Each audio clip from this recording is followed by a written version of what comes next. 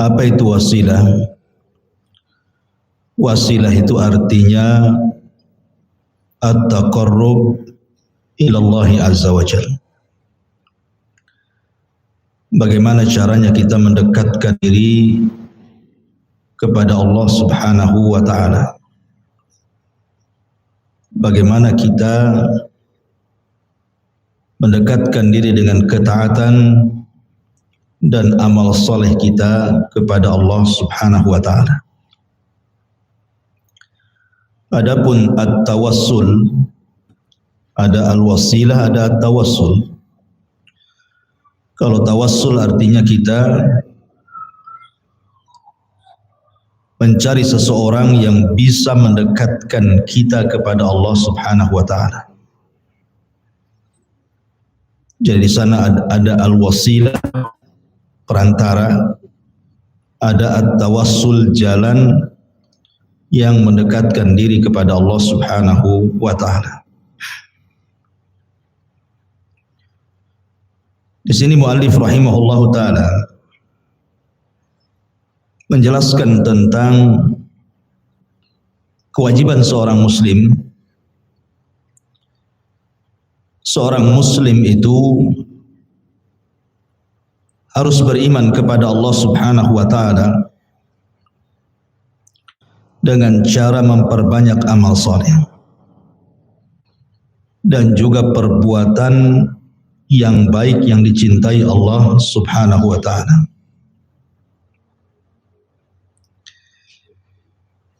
Karena hidup di dunia ini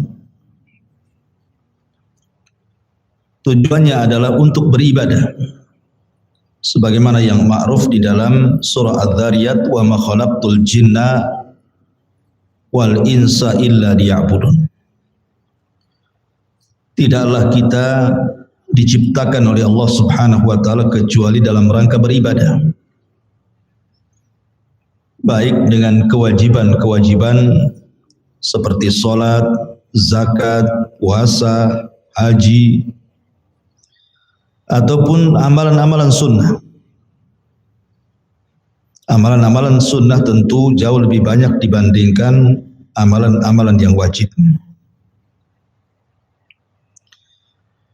Tentu harapan ketika kita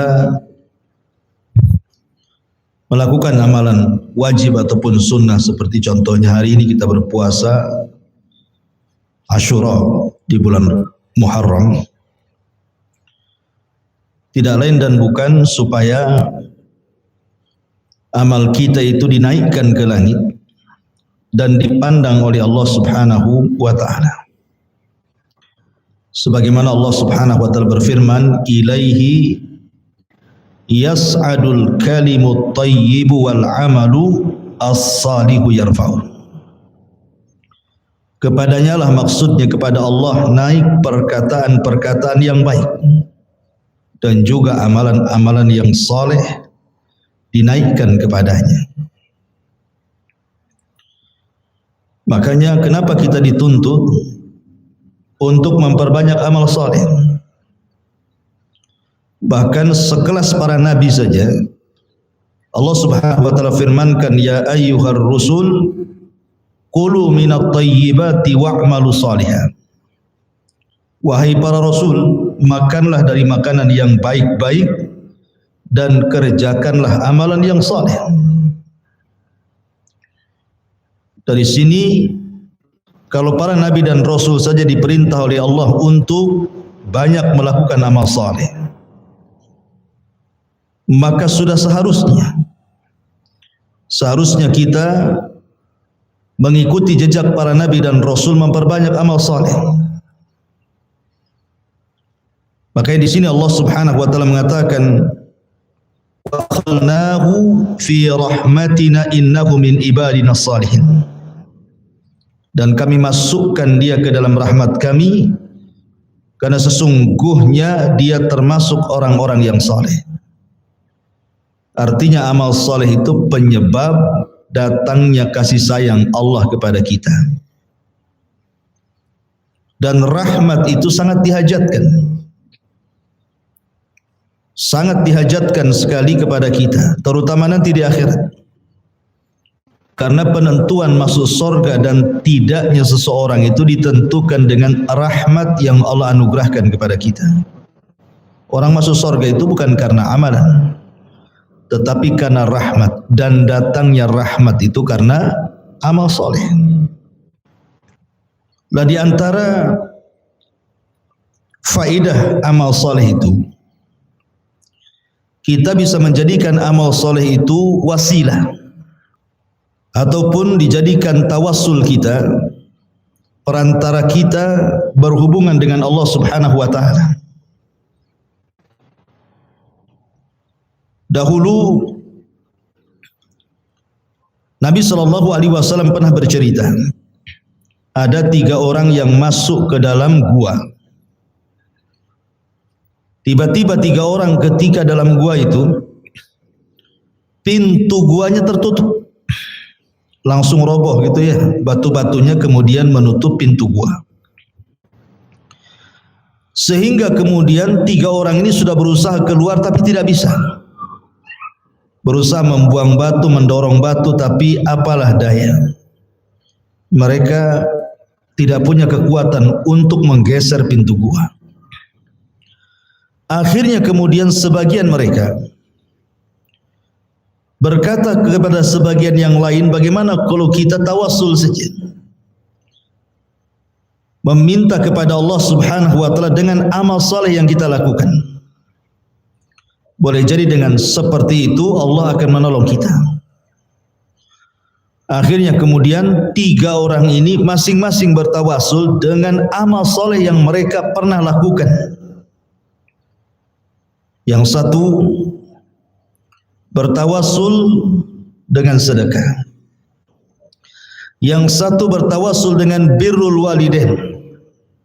Yang satu bertawassul dengan menjaga kehormatan, tidak melakukan perzinahan.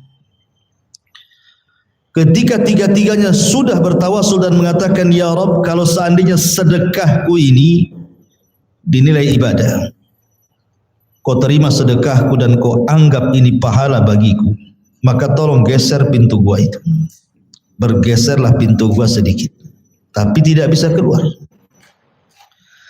Yang satu mengatakan, ya Rabb, kalau seandainya birrul walidain, berbakti diriku kepada orang tuaku yang aku lebihkan dibandingkan anak istriku, ini sebuah pahala dan amal solehku dan engkau menerimanya, maka geserkan pintu gua ini. Akhirnya pintu gua pun tergeser sedikit lagi, tapi juga tidak bisa keluar. Maka ketika yang ketiga bertawassul dengan menjaga kehormatannya, ketika dia hendak berzina, tiba-tiba dia diingatkan, ittaqillah, bertakwalah kepada Allah. Dia pun takut dan meninggalkan perbuatan zina dan dia jaga kehormatannya. Maka dia mengatakan, ya Rabb, kalau seandainya ini bagian daripada ibadah dan kau terima ibadahku dan berpahala, tolong geserkan pintu gua itu. Akhirnya pintu gua itu tergeser dan 3 orang ini bisa keluar. Lihat bagaimana kasih sayang Allah Subhanahu wa taala menolong 3 orang ini karena bertawassul dengan amal saleh. Makanya dari sini Nabi SAW mengatakan, la tahqiranna minal ma'rufi syai'an. Jangan remehkan sekecil apapun kebaikanmu. Jangan remehkan. Jangan remehkan sekecil apapun kebaikan. Walaupun hanya ibu datang dari sini, pulang ataupun tadi berangkat dari rumah ke tempat pengajian di sini, melihat ada paku di jalan, kemudian kita berpikir, nih paku kalau tidak dihindarkan orang akan terkena, bahaya nih. Turun, ambil paku, buang ke pinggir. Itu kan remeh. Tetapi amalan-amalan seperti ini terkadang lebih ikhlas dan lebih diterima oleh Allah Azza wa Jalla, sehingga kita bisa gunakan untuk bertawassul. untuk bertawasul kepada Allah Subhanahu wa taala di saat seseorang itu terkena musibah. Karena Allah mengatakan wa tilkal ayyam nudawiluha bainan nas. Hari-hari itu kan berputar, Bu. Kadang senang, kadang susah. Kadang sakit, kadang sehat. Kadang menangis, kadang tertawa. Kadang berkumpul, kadang berpisah. Begitulah manusia. Ya. Sehingga pada saat-saat kita sedang sulit, pada saat-saat kita sedang sedih, saat-saat kita sedang susah, saat-saat kita dapat musibah, kita gunakan tawasul ini agar Allah Subhanahu wa taala mengangkat musibah dan kesusahan kita. Itulah pentingnya amal soleh dalam bab tawasul ini. Pamannya seandainya ibu sedang sakit, kemudian tidak punya biaya. Ini kalau dioperasi sekian. Kalau hanya ngonsumsi herbal tak juga kunjung sembuh. Kemudian ibu teringat dengan amalan-amalan soleh yang dulu pernah ibu lakukan. Kira-kira amal soleh yang paling ikhlas yang dulu pernah ibu lakukan apa? Ibu tinggal ngomong kepada Allah Subhanahu wa taala. Ya Rabb, dulu saya pernah membantu fakir miskin, membantu anak yatim. Dan saya ikhlas karena demi Allah, kalau memang sedekahku kepada fuqara wal masakin, kepada anak-anak yatim itu bagian daripada ibadah dan kau terima dan berpahala, saya lagi sakit ya Rabb, tolong sembuhkan. Kan enak.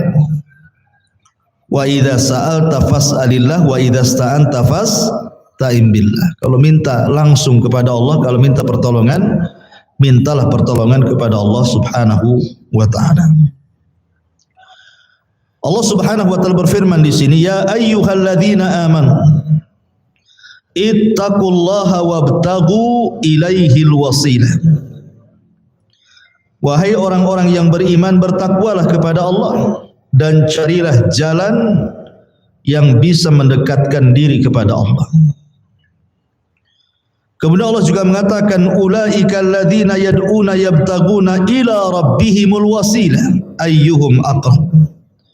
Orang-orang yang mereka seru itu, mereka sendiri mencari jalan kepada Rabb mereka, siapa di antara mereka yang akan lebih dekat kepada Allah Subhanahu wa taala.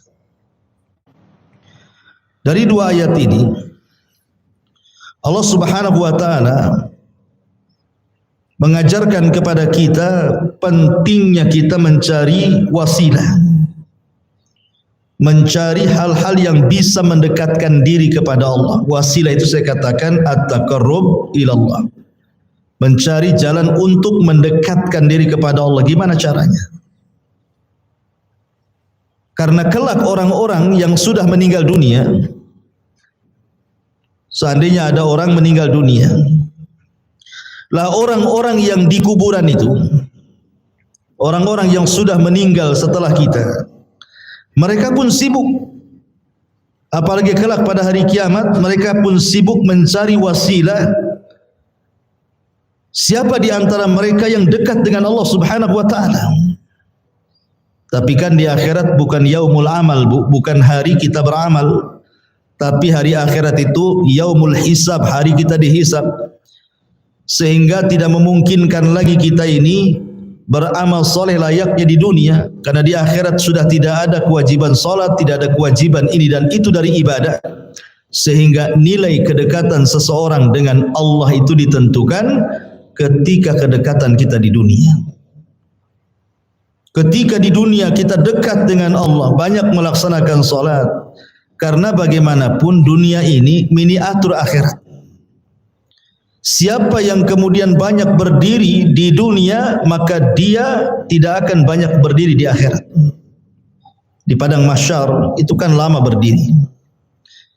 Berdiri untuk menunggu keputusan Allah Subhanahu wa taala. Tapi kalau dia sudah menggantikan berdiri di akhirat dengan berdiri di dunia, memperbanyak salat sunnah setelah melaksanakan wajib, dan dia terus memburu salat-salat sunnah, salat malamnya, salat witirnya, salat duhanya, salat tahiyatul masjidnya dan salat-salat yang lainnya, berdiri karena Allah di dunia, maka dia tidak akan banyak berdiri di akhirat. Tapi orang yang jarang berdiri di dunia, maka dia akan lama berdiri di akhirat. Karena harus mempertanggungjawabkan semua yang dilakukan di dunia. Ma'asyiral muslimat, makanya ma'asyiral muslimat yang dimuliakan Allah Azza wa Jalla, makanya di sini pentingnya kita ini mencari wasilah, mencari cara atau jalan yang bisa mendekatkan diri kepada Allah Subhanahu wa taala. Caranya gimana? Bicara tentang tawassul ataupun wasilah, ulama membolehkan 3 perkara yang disepakati berdasarkan pendapat Syekhul Islam Ibn Taimiyah, Al-Imam Ibnul Qayyim dan para ulama muasirin juga, bahwa ada 3 hal kalau kita bicara tentang at-tawassul dan juga al-wasilah ini. Pertama, kita bisa berwasilah at-tawassul kepada Allah Subhanahu wa taala dengan al-asma was sifat, dengan nama-nama Allah dan sifat-sifatnya, dengan nama-nama Allah dan sifat-sifatnya. Bertawassul kepada Allah Subhanahu wa taala, kita meminta dengan nama-nama Allah dan sifat-sifatnya kepada Allah Subhanahu wa taala untuk sesuatu yang kita hajatkan. Makanya dalam hadis Nabi SAW, apabila seseorang singgah di sebuah tempat yang menakutkan, supaya tidak diganggu oleh jin yang jahat, apa kata Rasul? Kita disuruh membaca a'udzu bikalimatillahi tammati min syarri ma khalaq. Aku berlindung kepadamu ya Rabb dari kalimat-kalimat yang sempurna, artinya Al-Quran, dan mencakup nama-nama dan sifat bagi Allah Azza wa Jalla di dalamnya. A'udzu bikalimatillahi tammati min syarri ma khalaq. Dari apa? Dari keburukan makhluk yang kau ciptakan. Ya. Jadi ibu kalau sedang berdoa meminta sesuatu kepada Allah, jangan tinggalkan asmaul husna, nama-nama yang baik. Pamannya ibu mengatakan as'alukallah bi asma'ikal husna wa sifatikal ula. Aku meminta kepadamu ya Rabb dengan nama-namamu yang indah, dengan sifat-sifatmu yang tinggi. Antar Rahman, Antar Rahim, Engkau zat yang maha penyayang dan pengasih. Wa Antar Razzaq, dan Engkau maha pemberi rizki. Urzuqni, berikan rizkimu kepadaku. Jadi kita bertawassul dengan nama-nama Allah, meminta kepada Allah Subhanahu wa taala dan sifat-sifatnya. Ataupun yang kedua,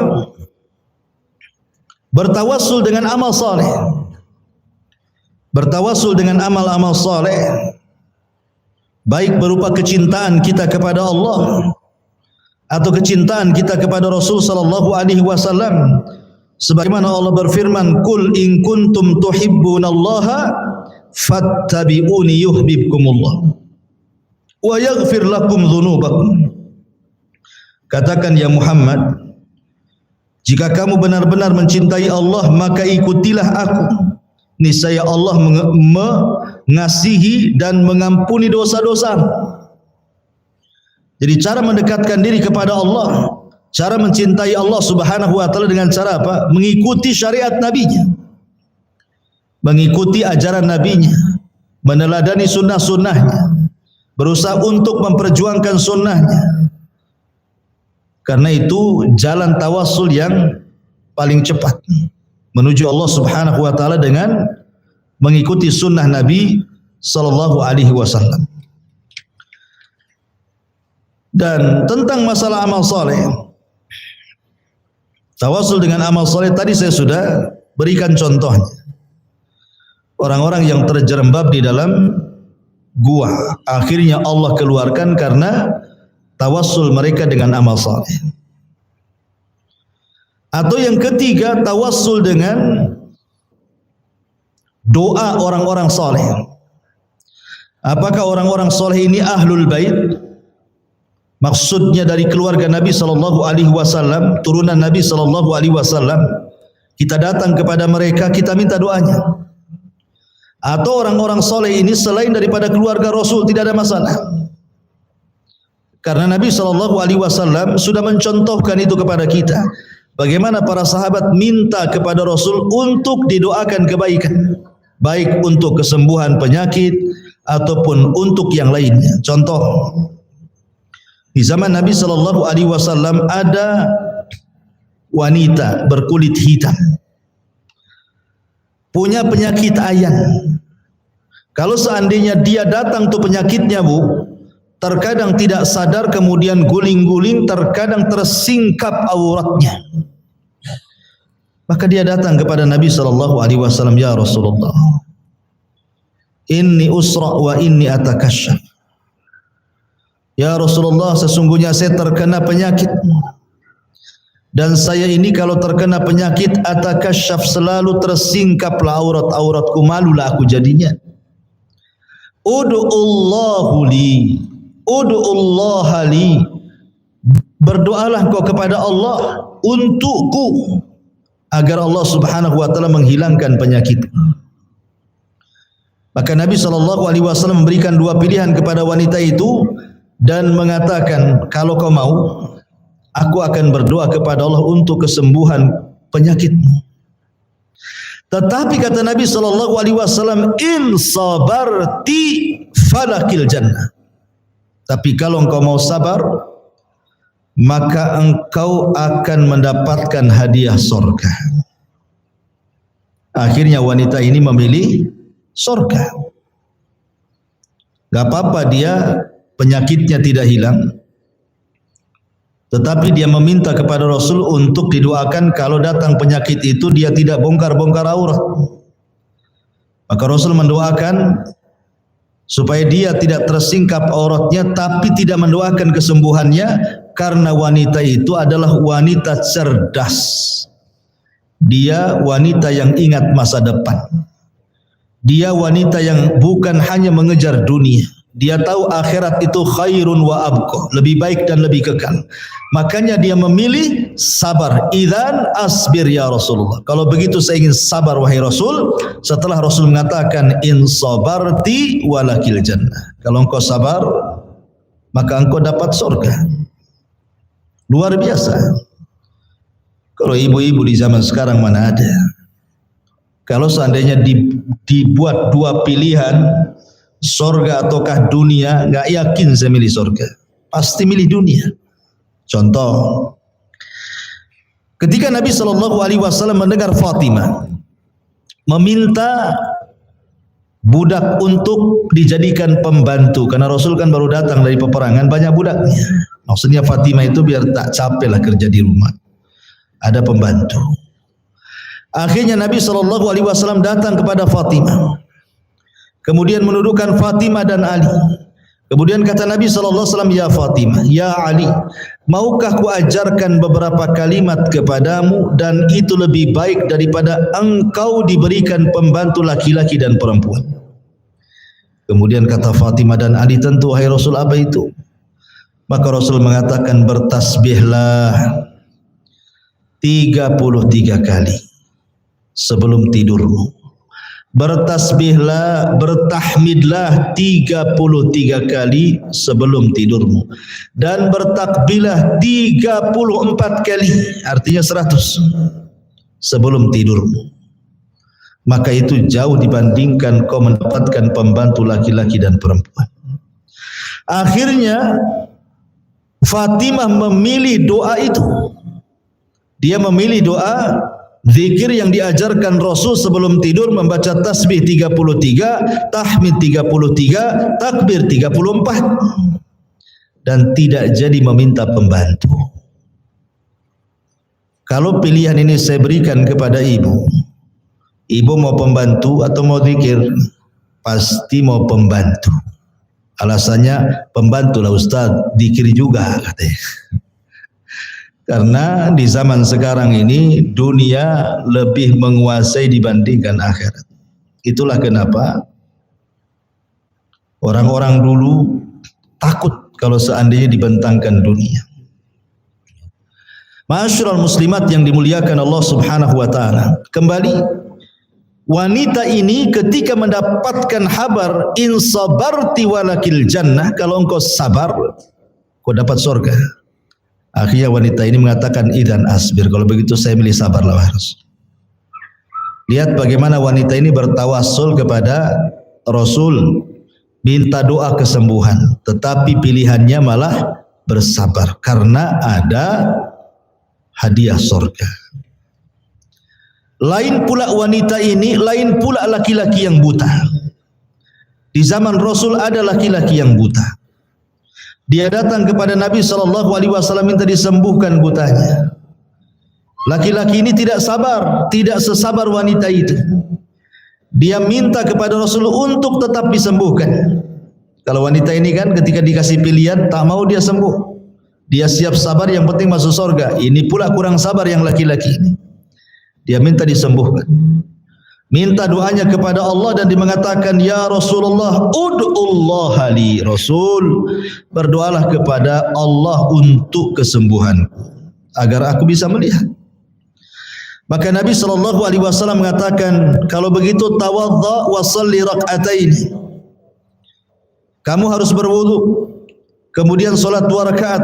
Kemudian Nabi SAW mengajarkan doa kepadanya dan disuruh dibacanya.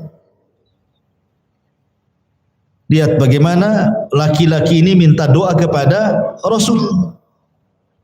Ya, artinya bertawasul dengan orang-orang soleh, minta doa mereka boleh. Ya, tapi tentunya orang-orang soleh yang masih hidup. Atau contoh yang lain, seperti Nabi SAW ketika bersabda tentang seorang kibaru tabi'in. Nabi tidak pernah melihat orang ini. Tetapi Nabi SAW mengatakan, kalau ada orang ini, berdoalah kepada Allah, mintalah doa dari dia kepada Allah, karena dia itu mustajab doa. Siapa orang ini, Bu? Uwais ibn Amir Al-Muradi Al-Qarani Al-Yamani. Uwais ibn Amir Al-Qarani, atau disebut Uwais Al-Qarani, seorang tabi'in. Rasul tidak pernah jumpa, tapi doanya manjur. Kenapa? Karena dia orang yang paling berbuat baik kepada orang tuanya, sehingga doanya mustajab. Ketika Nabi SAW meninggal dunia, Abu Bakar meninggal dunia, Umar radhiyallahu an ketika menjadi khalifatul Islam mencari-cari orang namanya Uwais Al-Qarani ini, Uwais ibn Amir Al-Qarani Al-Muradi. Setiap ada kafilah haji dari Yaman, kadang-kadang Umar kemudian datang ke kafilah tersebut dan mengatakan, afikum Uwais, afikum Uwais. Ada enggak Uwais di situ? Ada enggak Uwais di situ? Kata orang-orang Yaman, tak ada wahai Amirul Mukminin. Pulanglah Umar kecewa. Tahun depannya lagi datang lagi kafilah haji dari Yaman, tanya lagi afikum Uwais, ada enggak Uwais di situ? Mereka mengatakan tidak ada wahai Amirul Mukminin. Pulang lagi kecewa. Sampai beberapa tahun, tapi lihat usaha Umar akhirnya membuahkan hasil. Ketika sekian tahun banyak orang tiap tahun ibadah haji dari Yaman selalu tidak mendapatkan Uwais, yang ini akhirnya Umar pun mendapatkan kabar di mana Uwais. Ketika datang kafilah dari Yaman, Umar datang dan mengatakan afikum Uwais, apakah ada Uwais di antara kalian? Maka kepala rombongan mengatakan, maksudnya Uwais Al-Qaran, Uwais ibn Amir Al-Qarani. Ya, kata Umar, di mana dia? Dia mengatakan, sungguhnya Uwais berangkat dengan kami dalam kondisi susah, tidak ada uang, tapi dia nekat haji bersama kami, sehingga dia harus bekerja dulu. Dia sedang bekerja ngerawat kambingnya orang ini dan itu, kau bisa temui di sana. Akhirnya Umar pun mengajak Ali radhiyallahu an mencari Uwais Al-Qarani. Rupanya sedang menggembala kambingnya orang Arab untuk mengambil upah dan melanjutkan hajinya. Tiba-tiba kemudian pas datang Uwais sedang sholat, tetapi Umar terus memandang orang itu dan dicocokkan dengan ciri yang disabdakan Rasul kepadanya. Setelah yakin itu Uwais, dan setelah sholat kemudian Umar pergi dan mengatakan, apakah anta Uwais? Ya, saya Uwais. Apakah engkau dari Murad? Ya, saya dari Murad. Apakah engkau dari Qaran? Ya, dari Qaran. Apakah engkau dulu punya penyakit sopak, kemudian disembuhkan oleh Allah dan sekarang tinggal sebesar dirham? Dia mengatakan iya. Kemudian diberitahu tandanya. Subhanallah, kata Umar, engkau adalah orang yang disabdakan Nabi SAW. Akhirnya Umar pun meminta doa kepada Uwais. Uwais kaget. Bagaimanapun secara kemuliaan, siapalah kibarut tabi'in dengan sahabat, apalagi dengan Umar bin Khattab, orang terbaik kedua setelah Abu Bakar. Di hadapan Nabi SAW tiba-tiba meminta doa, kan tersanjung banget gitu. Tapi setelah Umar memastikan bahwa ini adalah anjuran Rasul, disuruh mencari kamu dan meminta doa, akhirnya Uwais pun dengan sedang segan-segan hati, dia pun mendoakan Umar bin Khattab dengan catatan jangan memberitahu siapa.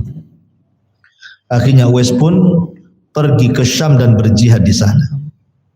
Lihat, ini namanya tawassul. Umar bertawassul kepada Uwais al-Qarani, meminta doanya. Padahal Uwais al-Qarani tidak lebih mulia dibandingkan Umar. Tapi karena satu sisi ada pada diri Uwais yang tidak ada pada Umar bin Khattab, berbuat baiknya kepada orang tua luar biasa, itulah yang menjadikan mustajab doa. Atau contoh yang lain. Contoh yang lain. Ketika Madinah mengalami paceklik hebat, tidak ada hujan, paceklik luar biasa. Sampai-sampai kemudian tanah Gresing, belah, pecah, rumput pun tidak tumbuh, hewan-hewan pun kelaparan hampir mati, manusia pun sama. Akhirnya Umar bin Khattab mendatangi Abbas ibn Abdul Muttalib, disuruh untuk memimpin salat istisqa, meminta agar Abbas berdoa kepada Allah Azza wa Jalla. Maka Abbas pun berdoa kepada Allah dalam salat istisqa, karena Umar tahu Abbas ini bagian ahli bait, keluarga Nabi SAW, pamannya. Akhirnya kemudian Abbas pun menengadahkan tangan ke langit, kemudian berdoa minta hujan, dan hujan pun turun. Lihat, maka boleh tawasul itu dengan nama-nama Allah dan sifat-sifatnya, atau tawassul dengan amal soleh, ataupun tawassul dengan orang soleh yang masih hidup, baik dari kalangan ahlul bait ataupun bukan dari kalangan ahlul bait. Dan di sini muallif rahimahullahu taala menjelaskan, seperti umpamanya Allah berfirman dalam surah Al-A'raf, kata muallif dalam 180 ayat 180, walillahil asmaul husna fad'uuhu biha wadharul ladzina yulhiduna fi asma'ihi sayuzzawna ma kanu ya'malun. Hanya milik Allah lah asmaul husna, nama-nama Allah yang indah, maka mohonlah kepadanya dengan nama-nama tersebut. Artinya boleh bertawasul dengan menyebut nama-nama Allah dan sifat-sifat Allah Subhanahu wa taala. Termasuk juga bertawasul dengan amal saleh yang sudah saya jelaskan, ataupun bertawasul dengan orang-orang saleh yang masih hidup, kita minta doa mereka, kita minta supaya mereka mau mendoakan kita, seperti kasusnya Umar datang kepada Abbas, Umar datang kepada Uwais ibn Qaran gitu ya. Atau kasusnya ketika seseorang wanita yang tadi saya katakan kena ayan kemudian minta disembuhkan kepada Rasul, atau seorang laki-laki yang buta yang ingin disembuhkan di hadapan Rasul. Itu maksudnya Rasul mencontohkan boleh kita datang kepada orang soleh, kepada orang yang berilmu, kemudian meminta doa mereka, karena Allah Subhanahu wa taala itu suka dengan kita. Suka dengan kita. Kalau kita beramal saleh, maka Allah Subhanahu wa taala akan jauh lebih dekat lagi kepada kita. Kalau ibu beramal saleh umpamanya satu jengkal atau satu jengkal, maka Allah akan datang menyambut amal saleh kita satu hasta. Kalau kita datang kepada Allah dengan amal saleh kita umpamanya satu hasta, maka Allah Subhanahu wa taala akan mendekati kita satu depa lebih panjang lagi. Dan kalau kita datang dengan amal soleh kepada Allah dengan cara berjalan, maka Allah akan menyambut amal soleh kita dengan cara berlari. Dan itu disabdakan oleh Allah dalam sebuah hadis qudsi. Allah Subhanahu wa taala berfirman, "Wa in taqarrabtu ilaihi dira'an. Wa in taqarraba ilayya dira'an taqarrabtu minhu ba'an. Wa in atani yamshi ataituhu harwalatan." Dan sekiranya ia mendekatkan diri kepadaku sejengkal, maka aku dekat kepadanya sehasta. Kalau dia dekat kepadaku sehasta, aku akan dekat kepadanya sedepa. Kalau seandainya dia datang sambil berjalan, ku datangi dia sambil lari. Lihat bagaimana rahimnya Allah Subhanahu wa taala kepada kita dan bagaimana cintanya Allah kepada kita ketika kita beramal soleh. Ya, karena amal soleh itu yang sunnah saja menyebabkan kecintaan Allah kepada kita, apalagi wajib. Wa ma taqarraba ilayya 'abdi bi syai'in ahabbu ilayya mimma aftaradtuhu alaihi wa la yazalu 'abdi yataqarrabu ilayya bin nawafil hatta uhibbahu. Tidaklah hambaku mendekatkan diri kepadaku dengan sesuatu yang lebih aku sukai daripada mendekatkan diri dengan melaksanakan apa yang diwajibkan. Dan hambaku senantiasa taqarrub, mendekatkan diri, berwasilah kepadaku dengan amal-amal sunnah sehingga aku makin cinta dengan dia. Jadi kalau seandainya ibu ini sukalah melaksanakan amal sunnah setelah yang wajib tentunya ya, kalau sholat mungkin suka duha, suka sholat malam, suka witir, suka sunnah wudu dan begitu seterusnya. Atau puasa ya puasa sunnah, atau mungkin sedekah dan begitu seterusnya. Maka sebagai imbalannya ibu akan dicintai Allah. Dan kalau Allah Subhanahu wa taala sudah cinta dengan ibu, apa yang terjadi? Nadahu Jibril, maka Allah akan panggil Jibril. Kemudian Allah Subhanahu wa taala akan katakan kepada Jibril, "Ya Jibril, inni uhibbu fulanan fahibbah." Jibril, aku suka lo dengan si anu itu, maka kau harus suka juga dengan dia. Maka Jibril langsung berteriak di hadapan semua para malaikat yang ada di langit dan mengatakan, "Ya malaikat Allah, innallaha yuhibbu fulanan fahibbuhu." Wahai malaikat-malaikat Allah, Allah sukalah dengan si ibu itu, maka kalian harus suka dengan si ibu itu. Lihat, luar biasa. Ya, jadi kalau bisa terus kita mencari kecintaan, memancing agar Allah cinta kepada kita dengan memperbanyak amal wajib, memperbanyak amal sunnah dan begitu seterusnya. Masyaallah muslimat yang dimuliakan Allah Subhanahu wa taala. Kalau ibu baca dalam Minhajul Muslim, kitab yang kita baca ini, di situ ada dalil-dalil tentang apa yang saya jelaskan, bahwa amal soleh itu yang dibolehkan yang sudah jelas ada dengan nama-nama Allah, dan itu tercantum di beberapa ayat dan hadis. Kemudian dengan amal soleh, kemudian dengan doanya orang yang soleh, yang taat, yang alim, dan mereka masih hidup. Adapun kemudian bertawasul dengan orang yang sudah meninggal, ini menjadi ranah khilaf para ulama.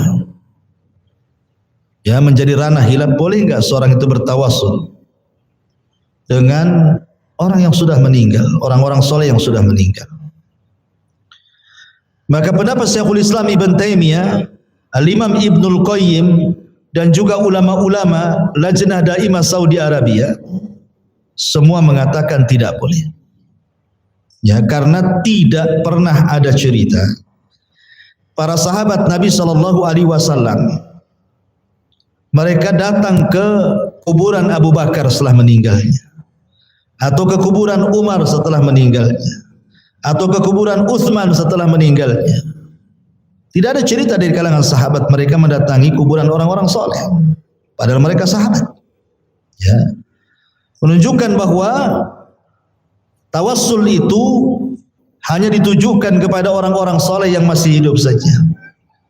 Makanya kalau ada di lingkungan ibu orang soleh, orang taat, mintalah doanya. Doa mereka mustajab insyaallah. Ya. Ini diantara pembahasan al-wasilah dan juga at-tawassul. Intinya bahwa perbanyaklah amal soleh di dunia, sebab kita tidak tahu hidup kita ini akan senangkah atau akan susahkah. Perbanyak amal soleh di dunia karena kita tidak tahu apakah kita akan sehat teruskah ataukah akan sakit. Maka di saat-saat kita lagi senang, di saat-saat kita lagi sehat badan, beramal soleh banyak. Supaya ketika Allah takdirkan kita mungkin sakit badannya, kurang sehat fisiknya, banyak masalah kehidupannya, kita bisa menjadikan amal soleh itu perantara kita dengan Allah, agar Allah bisa menghilangkan semua keperitan hidup yang ditakdirkan kepada kita. Dan ini banyak dilakukan para ulama. Ya, seperti contohnya Rabi ibn Khaitham yang sudah saya ceritakan, dia kalau dari rumah ke masjid itu pandangannya tertuju ke jalan raya. Kalau ada hal-hal yang bisa kemudian mengganggu orang lain seperti batu, beling, paku dan yang semacamnya, langsung diambil, disisihkan. Kemudian dia mengatakan, ya Rabb, kalau seandainya amalan remeh ini ada pahalanya, maka kirimkan pahalaku kepada kedua orang tuaku yang sudah meninggal. Lihat, ya kan? Birrul walidain. Ya, birrul walidain itu tidak terputus dengan meninggalnya kedua orang tuamu. Tetapi kalau seandainya orang tuanya masih hidup, ya tentu rugi kalau seandainya seorang anak tidak paham kalau di depannya surga. Tapi kalau Allah Subhanahu wa ta'ala takdirkan dia sudah meninggal, bukan berarti terputus birrul walidain dengan mereka, tidak. Bahkan semata-mata ibu kemudian ingat orang tua yang sudah meninggal, teringat dosanya orang tua dulu. Kenapa dulu orang tua tak sholat? Kenapa orang tua saya tidak sedekah padahal kaya? Kenapa orang tua saya tidak haji padahal sanggup? Teringat tuh orang tuanya. Kemudian dia mengatakan, ya Allah, ampuni doa orang tua saya, Allah. Mungkin itu kesalahan mereka waktu di dunia. Hanya sebata-bata mengenang seperti itu saja, itu sudah awal. Ibu sedang berbuat baik kepada orang tua saat kematiannya. Karena ada anak yang gak peduli dengan orang tuanya, sudah mati lah. Biarin saja, dia sudah mati kok. Kita ini hidup, mikir kita aja yang masih hidup katanya. Dan ada orang yang seperti itu. Ya, jangan seperti itu. Maka lihat Rabi ibn Khaitham, dia sekecil apapun amal saleh, imatatul adza anit tariq, berusaha untuk membuang hal-hal yang memadaratkan manusia di jalan, dilakukannya. Digunakan untuk tawassul bagi dia dengan Allah agar orang tuanya diluaskan kuburnya, orang tuanya diampuni dosanya, dan begitu seterusnya. Maka tawassul itu penting. Makanya di akhirat ketika manusia berkumpul di padang mahsyar, orang-orang bingung mau kemana. Allah pun belum muncul untuk memutuskan perkaranya. Akhirnya mereka bertawassul dengan para nabi. Mereka datang kepada Adam, ya Adam antal abul bashar, ya Adam anta abul bashar, engkau itu bapak manusia. Ishfa' lana ila rabbik, ala tara ila ma nahnu fihi. Mintalah syafaat kepada Rabbmu ya Adam. Tidak kau iba melihat kami semua, lihat anak turunan, kepanasan, kepayahan, lelah, matahari didekatkan, keringat di mana-mana. Tidak kau iba melihat kami. Tapi Adam mengatakan, nafsi, nafsi, uruslah diri kalian, uruslah diri kalian. Pergilah kalian ke Nuh. Pergilah mereka ke Nuh. Akhirnya Nuh pun sama mengatakan nafsi, nafsi, pergilah kepada Ibrahim. Ibrahim pun sama mengatakan nafsi, nafsi, pergilah kepada Musa. Musa pun sama mengatakan nafsi, nafsi, uruslah diri kalian. Uruslah diri kalian, sebaiknya kalian kepada Isa. Isa pun mengatakan sebaiknya kalian datang kepada Rasul Muhammad sallallahu alaihi wasallam. Akhirnya Rasul mengatakan analah, kan ku coba. Lihat, mereka bertawassul dengan para nabi. Ya, padahal di akhirat gitu ya, mereka bertawassul kepada para nabi untuk mendekatkan diri kepada Allah Subhanahu wa ta'ala. Makanya tawassul itu di dunia dan di akhirat. dan orang-orang yang dipermudah oleh Allah hisabnya, karena mereka banyak ketika di dunia yang betul-betul mencari wasilah. Bagaimana caranya dia dekat dengan Allah Subhanahu wa taala. Tetapi kalau seandainya kemudian wasilahnya dengan perkara-perkara yang dilarang, maka tidak boleh. Karena ada wasilah masyru' yang disyariatkan, ada wasilah yang tidak masyru' dan tidak disyariatkan. Wallahu alam, ibu bisa baca sendiri darinya. Semua ayat-ayat yang dicantumkan pengarang ini berkaitan dengan bolehnya berwasil dengan nama-nama dan amalan soleh serta doanya orang-orang soleh yang masih hidup.